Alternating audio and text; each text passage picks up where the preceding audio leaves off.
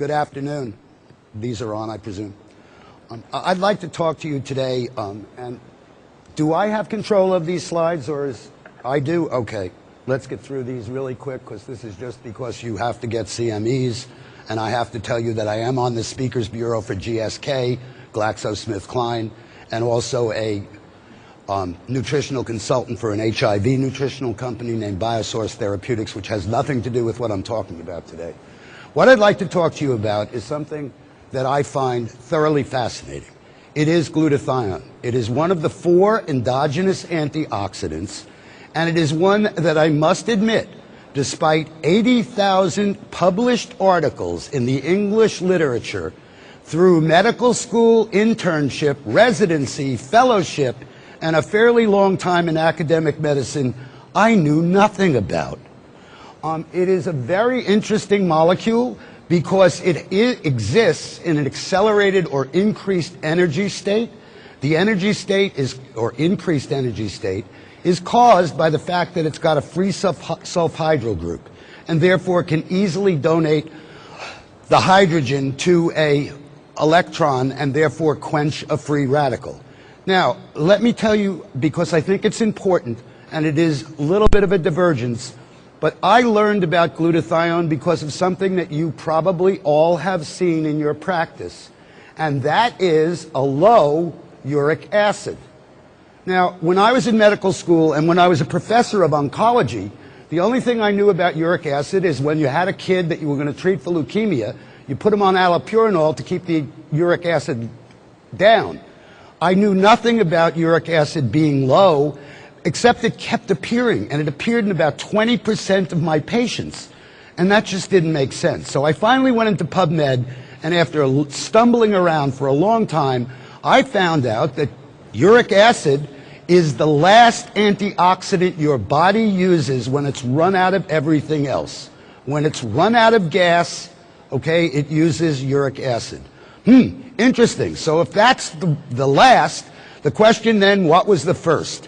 And that is where I got into glutathione. I've been coming to some of these meetings for a while, and glutathione is very important for a number of things, not all of which I'm going to go into today. But in point of fact, it has a great deal to do with not only well-being, okay, but aging well, or if you will, retarding the aging process. So I think it's very applicable. I'd like to, at the risk of repeating things that you already know, go over some of the things that glutathione is important about. Alone in the antioxidant world, okay, every other antioxidant, when it becomes oxidized, becomes itself a free radical. Glutathione doesn't. It actually recycles other antioxidants. In fact, the body considers it so important that up to 6% of the entire ATP expenditure or energy expenditure of the body may be used to synthesize and optimize glutathione levels. That's pretty impressive, 6% of the entire energy output of the body. It is also the only non-enzyme antioxidant that doesn't become a free radical, and in fact has a very interesting corollary when it becomes oxidized, because what happens is it complexes to another spent glutathione molecule, and the compound then becomes GSSG, and GSSG has been shown in animal studies at least to promote and induce delta wave sleep. We all know the importance of that in terms of the aging process, so this, even in its used up form, functions as a very useful product. It not only functions as an antioxidant itself, but alone again in the world of antioxidants, it is an absolutely essential component of antioxidant enzymes, namely glutathione peroxidase, and most importantly, the glutathione transferases. And I bring that up because glutathione transferase abnormalities have now been associated with virtually every cancer known to man, and probably with a lot more than that. And therefore, by promoting the production of glutathione transferases through improving glutathione, we may be doing even more than I'm able to talk about right now. In addition, if that were not enough, let's keep going. It's a chelator. In fact, it's 50% as effective as oral chelation in getting rid of mercury.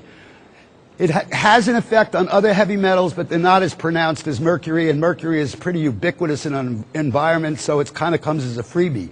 And it detoxifies organic pollutants, perhaps the best known one of which is the 2-carbon fragment that we know as alcohol. And in fact, without glutathione, you ultimately get a hangover because you stop the process at acetaldehyde, which is phase 1 detox, and that in itself is a free radical, and obviously many of us may have felt the effects of that if we didn't have enough glutathione. Now, why is it important in aging? Well, these are old data, and I think they're probably not as robust as they should be, but I'll give you what is available now. Glutathione levels decrease with age. The data would suggest it's 1% a year beginning in the 20s. I think that's too little, too late, but that's only my opinion right now. I haven't proved it. There are some very interesting things, though. Age-matched normals, okay, reveal that anybody at, say, 45 who's had his first heart attack or has asthma or whatever other disease you want to use has a lower glutathione level than somebody of that age who's well. So disease causes decrease in glutathione and an accelerated decrease compared to normals. Glutathione happens to be, and this is perhaps the take-home message, it's the major protector of mitochondrial DNA. Mitochondrial DNA is that DNA within the cells that's responsible, if you will, for the electron transport chain that produces every bit of energy in your body. And we know from pathologic data that if you take a biopsy from a 90-year-old and compare it to a biopsy in a 5-year-old, the mitochondrial DNA in the 90-year-old is only 5% normal compared to the 5-year-old. So obviously we destroy our mitochondrial DNA. We